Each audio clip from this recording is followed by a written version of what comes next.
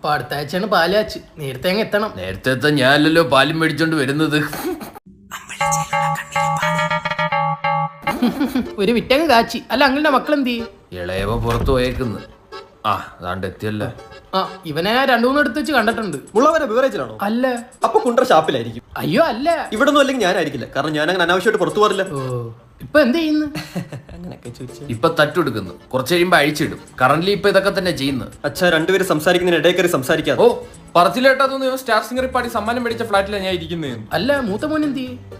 മൂത്ത മോൻ എന്ത് പണയുന്നില്ലേ? വേണ്ട, ഞാൻ വിളിക്കാം.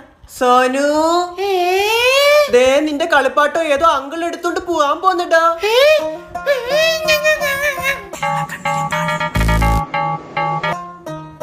എന്റെ കളിപ്പാത്തം താതാ. ഇതെന്താ ഇങ്ങനെ? അത് ഇളയവനുണ്ടാവും വൈകിയപ്പം കുറച്ചധികം സ്നേഹവും വാത്സല്യം എല്ലാം കൂടി ഇങ്ങോട്ട് കൊടുത്തു. ഇവൻ ജോലിക്കൊന്നും പോകുന്നില്ലേ? ചെറിയ വഴി വലിയ സംസാരിച്ചോ. സോനുവിന്റെ കണ്ണെവിടെ? സോനുവിന്റെ മൂക്കെവിടെ? സോനുവിന്റെ ചെപ്പ എവിടെന്ന് വെച്ചൊരു ഒറ്റ അടിയം കൊടുക്കാവോ?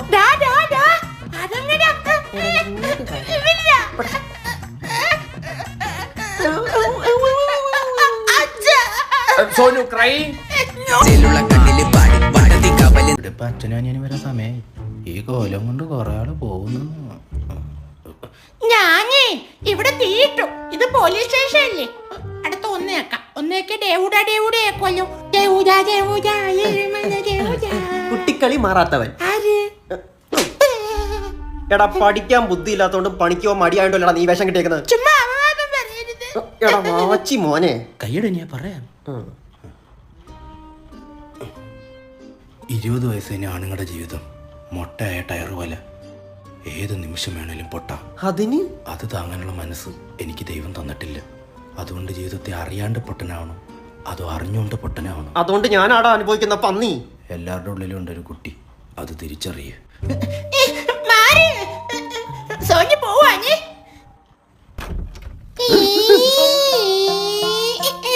വിജയ് പോണോ ബാക്കി പോണോ? ബാക്കി പോവാ.